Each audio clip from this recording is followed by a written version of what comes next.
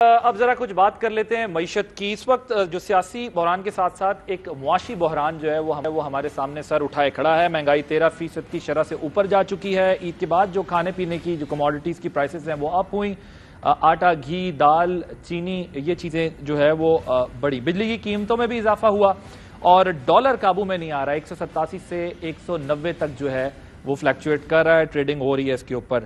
Trade deficits 40 billion کو پہنچ گیا ہے. جو فورن ریزروز ہوتے ہیں زر مبادلہ کے ذخائر وہ 10 ارب ڈالر تک رہ گئے جو 2 ماہ کی بھی امپورٹس جو ہے وہ شاید پوری نہیں کر سکیں گے. انٹرسٹ ریٹ بڑھتا جا رہا ہے فائنینشیل مارکیٹ کے اندر. اگر آپ دیکھیں بزنس کرنا کیونکہ ظاہر ہے بار بار فلیکچویشن ہوتی ہے انٹرسٹ ریٹ میں جس کی وجہ سے بزنس کمیونٹی کو پرابلم فیس کرنے کو ملتی ہے. IMF کی طرف نظریں ہیں حکومت کی کہ وہاں سے ریلیف ملے, دوست ممالک کی طرف سے کوئی ریلیف ملے, کوئی بیل آؤٹ پیکج ملے, لیکن اوبویسلی اس کے ساتھ ایک ٹف کنڈیشنز بھی آپ کے سامنے آتی ہیں. یہاں تک معاملات کیسے پہنچے, یہ اس کی ذمہ داری کس پر عائد ہوتی ہے, یہ معاملہ کب سے چل رہا ہے اور آگے کتنا چلے گا, ان تمام معاملات پر بات کرنی ہم نے. ساتھ ہمارے موجود ہیں سابق خزانہ شوکت ترین صاحب. شوکت ترین صاحب السلام علیکم. وعلیکم السلام sir, thank you very much for joining us. مجھے ذرا یہ بتائیے گا, یہ مہنگائی کی ہم پہلے بات کر لیتے ہیں. آپ لوگ 13% پر جو ہے وہ انفلیشن چھوڑ کر گئے تھے, اب مزید بڑھ گئی ہے. موجودہ حکومت کا ماننا ہے کہ جی ہم پوری کوشش کر رہے ہیں کہ اس میں کمی لائیں, لیکن اس مہنگائی کو کیسے نکیل ڈالی جائے گی؟ یہ معاملہ تو اوپر کی طرف آگے کی طرف ہی جا رہا ہے, پیچھے نہیں آ رہا. عوام کے لیے تو مسئلہ وہیں کا وہیں کھڑا. دیکھیں جی, جب ہم لوگ تھے تو 12.72 تھا, اور 12.72 جو انفلیشن تھی ہیڈ لائن انفلیشن, اس کے بیچ میں فوڈ انفلیشن زیادہ تھی. اور فوڈ انفلیشن یہ نہیں تھی کہ جو لوکل ڈومیسٹک فوڈ انفلیشن. پیاز کی قیمت 32 روپے تھی, ٹماٹر جو ہے وہ 45-50 روپے پہ تھا. اسی طریقے سے باقی چیزیں جو ہیں وہ ہم نے کنٹرول کی ہوئی تھی. صرف جو ہے پیٹرول کی پرائس بڑھ گئی تھی پچھلے سال, خوردنی تیل جو ہے وہ ڈبل ہو گیا تھا. اسی طریقے سے باقی جو آپ کی دالیں ہیں یہ بھی امپورٹ ہوتی ہیں, اس کی وجہ سے بڑا تھا. اور یہ ہمارا یہ خیال تھا یہ جیسے یہ سپر سائیکل جو ہے یہ نیچے جائے گا, کموڈیٹی سپر سائیکل, تو یہ انفلیشن بھی نیچے آئے گی اور کرنٹ اکاؤنٹ جو ہے وہ بھی نیچے آئے گا. لیکن انہوں نے تو کیونکہ اس کے اوپر ابھی تک ایک قسم سے توجہ نہیں دی اور یہ پولیٹیکل سٹیٹمنٹس دیتے رہتے ہیں, تو اس کی وجہ سے آپ نے دیکھا کہ چاہے وہ آٹا ہو یا گھی ہو یا چینی ہو یا مرغی ہو یا انڈے ہوں, وہ ساری ہی چیزیں ہیں جو کہ ہم نے کنٹرول میں رکھی ہوئی تھیں وہ بڑھ گئی ہیں. تو یہ تو ابھی ان کو چاہیے نا, اب یہ اس کے اوپر ذرا تھوڑا سا توجہ دیں. اور ہمیں یہ بار بار کہتے تھے کہ ہم لوگ یہ انفلیشن کو کنٹرول نہیں کر سک رہے, تو ان کو چاہیے اب ذرا آگے میدان بھی ہے اور گھوڑا بھی ہے, ذرا کر کے دکھائے نا ہمیں. مجھے یہ بتائیں سر, وہ کہتے ہیں آپ لوگوں نے جو IMF کے ساتھ ایگریمنٹ ہے اس کی بھی وائلیشن کی ہے, اور جو فسکل ڈیفیسٹ ہے وہ سب سے بڑا ہوگا, بہت اس میں جو ہے وہ نقصان دیکھنے کو ملے گا. آپ لوگ کیا کر گئے؟ وہ کہتے ہیں مائنز بچھائی ہیں ہمارے لیے آنے سے پہلے انہوں نے. دیکھیے جی, جب آپ پالیٹکس اکانومی کے ساتھ کھیلنا شروع ہو جائیں, اس طرح کی اسٹیٹمنٹ دینا شروع کرتے ہیں. میں نے ابھی دیکھا کہ پرائم منسٹر شہباز شریف نے یہ اسٹیٹمنٹ دی ہے. میں ان کو کافی منجھا ہوا پالیٹیشین سمجھتا ہوں, اور مفتاح جو ہے وہ چلیں ایموشنل ہے اور ایگزوبرنس میں کئی اسٹیٹمنٹ دے جاتا ہے بغیر فیکٹس کو دیکھے ہوئے. شہباز شریف صاحب کو یہ نہیں کہنا چاہیے. 9 مہینے کا فسکل ڈیفیسٹ ہمارا 2.6 ٹریلین روپے ہے. یہ فائنانس منسٹری کے نمبرز ہیں, اور اس کا مطلب ہے یہ 4% پہ ہے.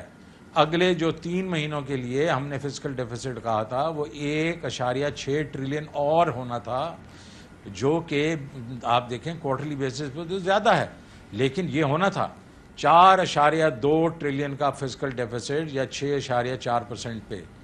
اب یہ ہمیں 2.6 ٹریلین جو ابھی ہم چھوڑ کے گئے ہیں, یہ اس کے اوپر کہہ رہے ہیں کہ 6.4 ٹریلین ہوگا.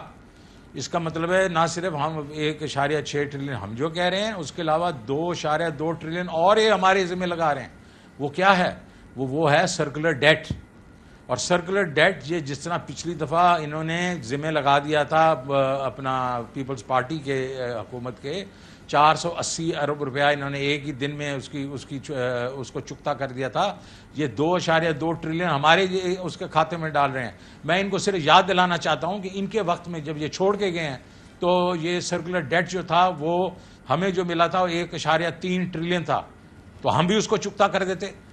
بٹ ایسے نہیں ہوتا نا سر. لیکن جب یہ اگر آپ کی حکومت ہوتی تو یہ 2.6 ٹریلین تو آپ لوگوں کے اوپر بھی ہوتا نا ایڈیشنل.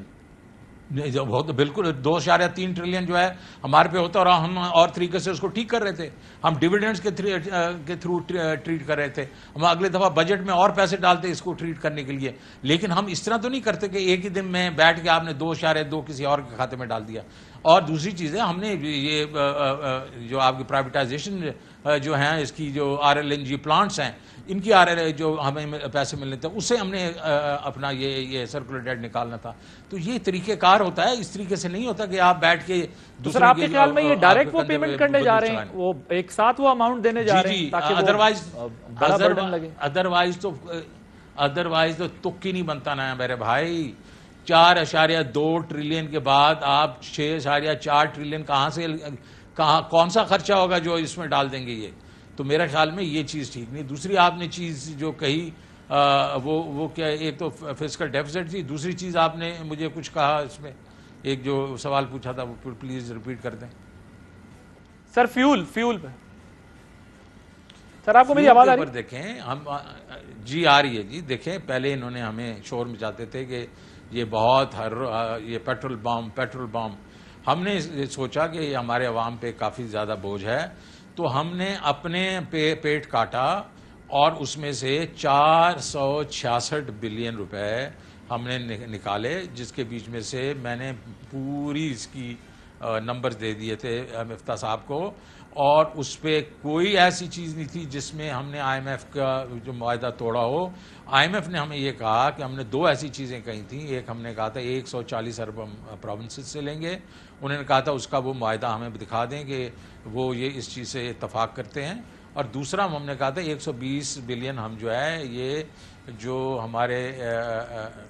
ہماری یہ کمپنیز ہیں SOEs ان کے ڈیویڈنڈ میں سے دیں گے. تو انہوں نے کہا ان کمپنیوں کا بھی ہمیں معاہدہ بتا دیں. صرف یہی چیز تھی اور اس کے علاوہ کوئی اور ایشو نہیں تھا.